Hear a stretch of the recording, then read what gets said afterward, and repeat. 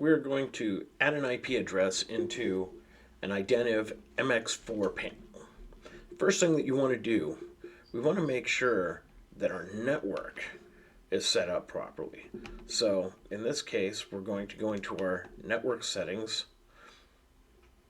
and I'm going to go to the Ethernet, change adapter options, Ethernet 4, properties, IPv4, which is the Internet Protocol, and just make sure that my laptop is set up to the proper network.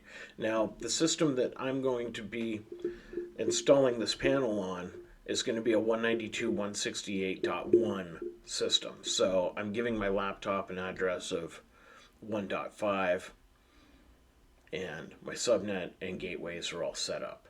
So say OK to that.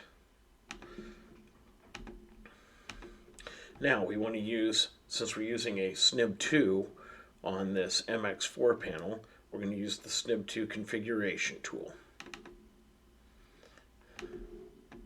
Once you open up the SNIB2 configuration tool and you're plugged directly into the SNIB2 from your laptop, you want to go search for all devices.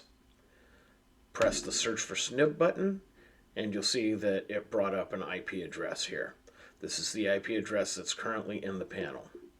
It's not the IP address we want to use, so we're just going to highlight the IP address and we'll do 192.168.1 and we're going to make this panel 10. Now we want to go through and make sure that our port is correct. The port you want is 10,001.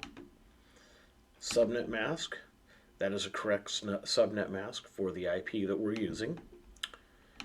Default gateway, okay, that needs to change since we are on a 1.1. Okay, and then we can go to host name, ASI demo. I think that's a good name for it. Now we're going to send the configuration to device.